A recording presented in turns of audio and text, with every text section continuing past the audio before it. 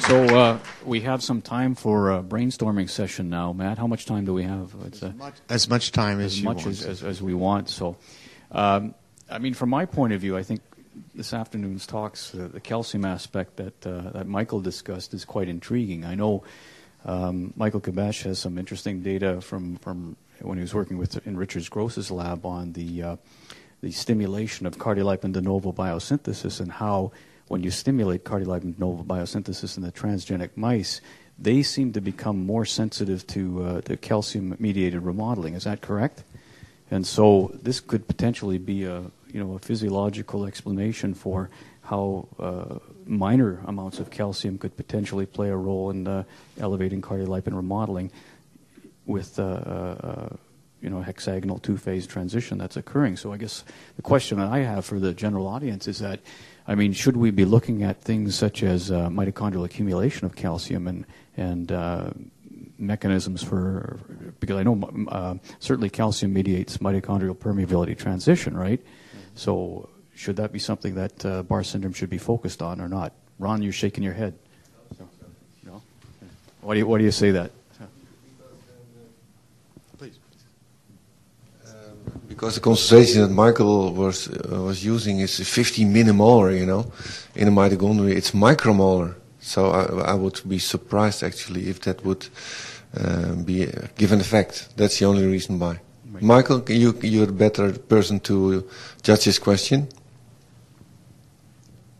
Yes, I don't think, I agree with you completely. So I don't think, personally, I don't think calcium is where the money is. Calcium was used in these in vitro experiments to generate non-bilayer structures. That's it. This is not the kind of non-bilayer structures, the exact kind of non-bilayer structures that we are dealing with in mitochondria. This is just, to your fancy word, a paradigm. This is in vitro. I mean, in vitro you have to do something to mimic, to generate these kind of states. In the mitochondria, I think we should be thinking about fission and fusion. We should be thinking about how cristae are actually generated, because we have different models how they could be generated, and that's an active field of research. And I think everything that we've learned about TAFAZZIN so far suggests that it has something to do with cristaeogenesis, with making the cristae the way they are, right? And again, we are looking at the subtle, we are searching for a subtle effect. We are not searching for something which is all or nothing, because mitochondria can obviously function without TAFAZZIN. And we have cristae without TAFAZZIN, right? So that is my answer. I'll just add one comment to the calcium question. So we actually have done a calcium swelling assay, and in the presence and absence of cyclosporin A, kind of assess MTP a little bit in mitochondria isolated from the TAZ hearts, and they're actually resistant to calcium-induced swelling.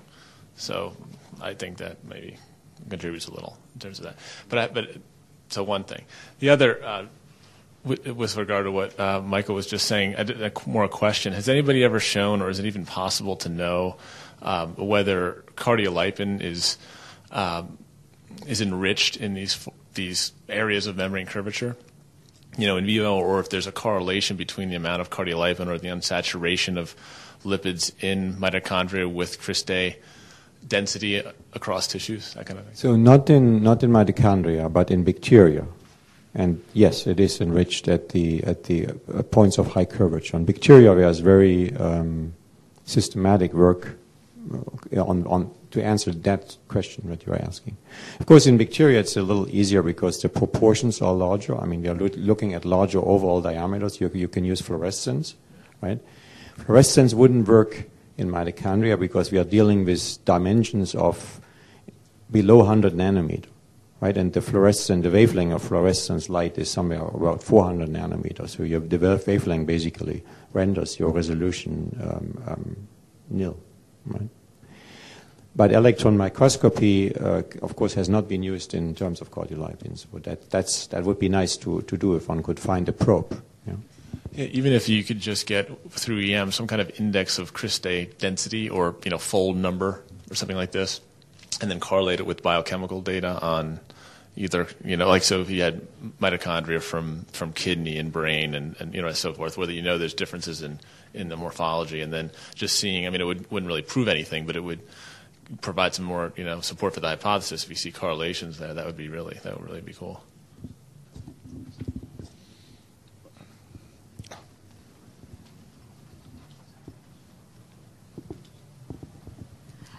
So I'm new to the field. So there's a question that I always have in my mind. And several years ago, Michael Froman, he showed that there's a phospholipase mito-PLD on the mitochondrial surface that can dephosphorylate cardiolipin.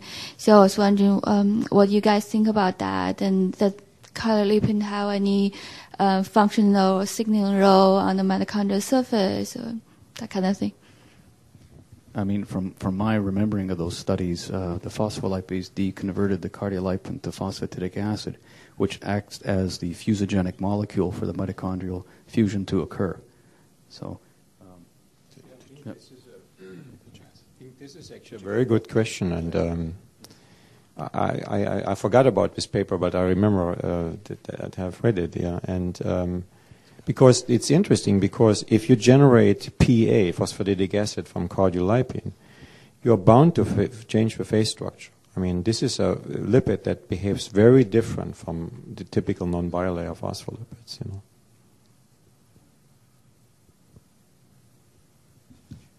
Yeah, Roger. Just follow upon that question. There is couple more papers came out last year showing that PLD actually have a major role in regulating a new family of small RNA called the pi RNA, and in turn regulate fertility. So I have a question for Richard. In the boys who reach to puberty, the Barth syndrome boys, they have no problem with their infertility, right? They have no problem with what? With fertility. I'm still missing it.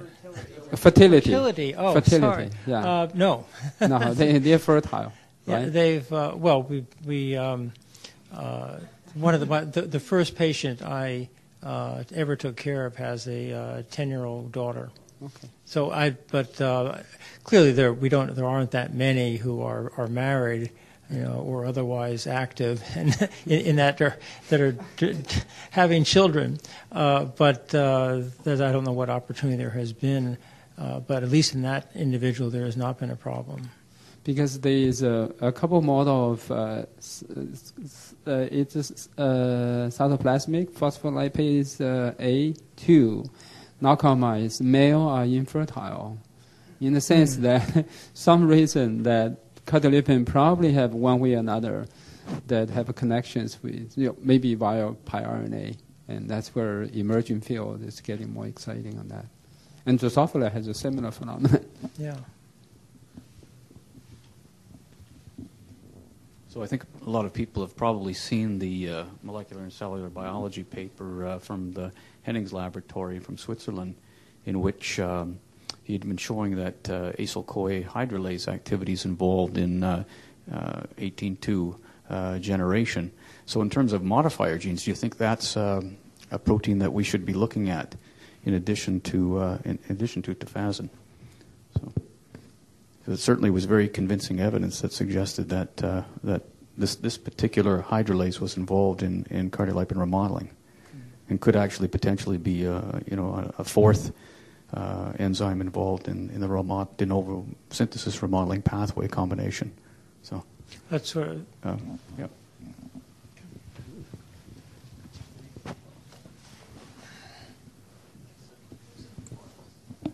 So yeah, the idea of having a sort of a rescue enzyme, right, that may be able to remodel. And this is of course a huge and important thing to look at, but it begs this question as to how cardiolipin remodeling proceeds with all these different enzymes. So they all can change its composition, but do they do it in the way that TAFAZZIN does? I think that's a key point to kind of remember sometimes when we're doing these. I mean, the first question would be, can we, and the reason I'm so interested in this is I'll show stuff in my talk tomorrow. We are able to restore tetralinoleal cardiolipin to its normal sort of pre-disease levels in a number of models now through a completely unrelated pathway that we've discussed. I'll talk about briefly.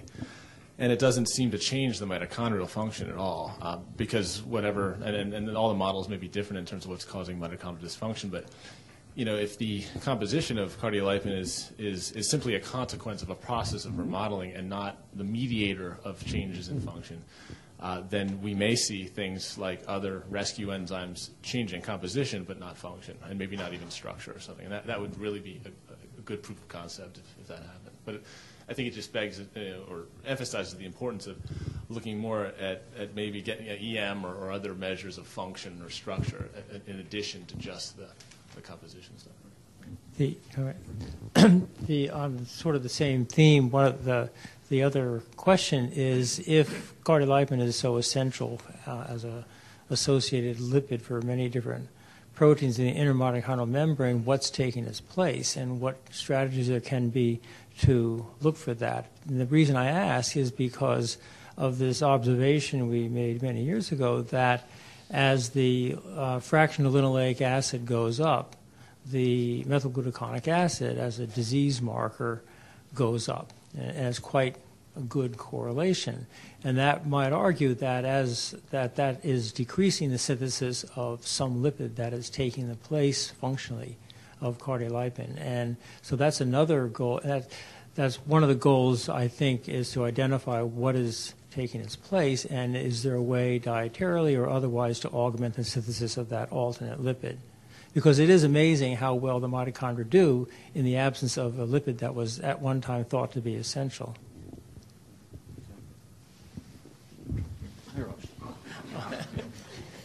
Well, at least in yeast, we know that phosphatidylglycerol compensates for loss of in mutants that are totally lacking in cardiolipin. So I don't know what's known about PG levels.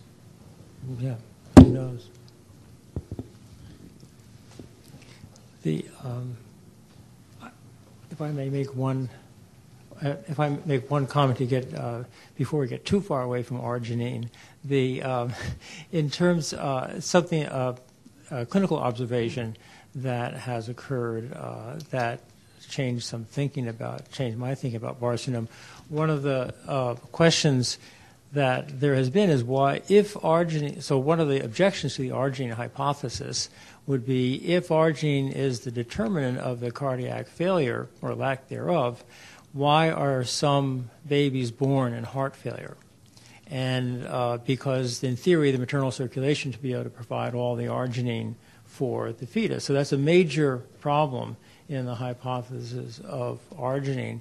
So we ended up monitoring the pregnancy of the sister of one of my patients, and who was known to be a carrier, of course.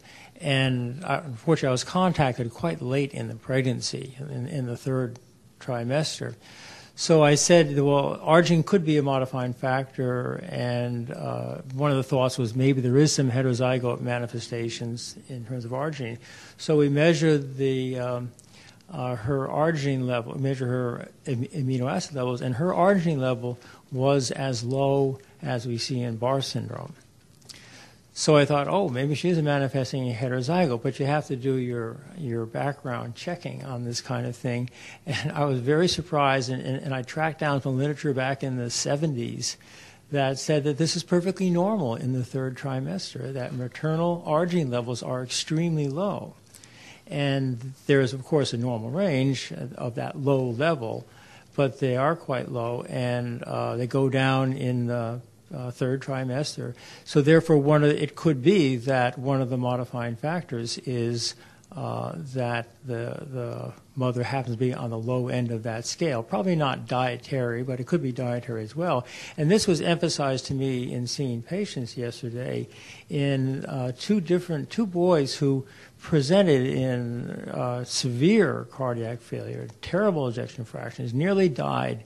And after they were treated with drugs, they have a perfectly normal ejection fraction, healthy as can be, and you really get the sense they've got a particularly good biochemistry in terms of what is needed for good heart function in Barth syndrome. So it does argue that there could be that could be a modifying factor. And the reason to mention that to this audience is maybe that has something to do with why it's been impossible to make a Barth knockout mouse. That you need to look at the arginine supply from the mouse to the fetus, and that might be, if the arginine hypothesis is correct, that might be one of the factors that is determining the survivability, and also with regard to what Colin has shown about the fetal deaths. So it's low, it's relatively low in the second trimester and earlier too. It goes down, and therefore there could be some modification or variation in maternal levels in supply and nutrition that would affect the fetal development in a more serious way. You know, there may be potentially a way to test that in an animal model. Conceivably, if you were able to use a somatic mutation, right, take the nucleus, implant that into an oocyte, right, say of a larger animal like a pig or something like that, and then follow arginine metabolism right after birth. Yeah. Right? Yeah. And so, I mean, was that approach, I can't recall, but was that somatic approach used for generating a Barth animal at one point? Not to my knowledge. Yeah, because that might be an approach. And I spoke with, you probably know Lou Agelon, I think, from McGill. Yeah. And Lou's doing this now with pigs. And so I talked to him about a week before I came to the meeting, and he said, yeah, that sounds like a neat idea. We should do it in pigs. And so when I get back, we're going to talk a little bit more about that. But that could be a potential model, because you'll have an animal that is born with Barth syndrome, right? Whether they breed or not is inconsequential, because you could generate them by cloning, right? So. Well, Colin Foon tomorrow will tell us, his experience with in utero with knocking down the TAFAZZIN gene. And what he's seen, which is pretty substantial, in my opinion, reminiscent of that. But of course, we couldn't get a knockout mouse for reasons that are unknown. Yeah. And genetically, though, I think there's another explanation. But it's very intriguing that if mothers are low in arginine at the third trimester, it's exactly wrong for, producing a Barth child with limited, with a bad, with a poor outcome, or inducing that. So we have a poster session scheduled from now until 7 o'clock, but I want you to just wrap up and then I'll close. Okay. Well, I'd just like to thank all the speakers for their presentations today. They were just fabulous. And Chris, where are you? Next time I'll introduce you properly. And. Well, just join us at the poster session now. Thank you very much for a wonderful day of science. And it still continues. The poster session is right outside where you got your coffee at the coffee break. And please enjoy yourself. It's from 5 to 7. I think there's going to be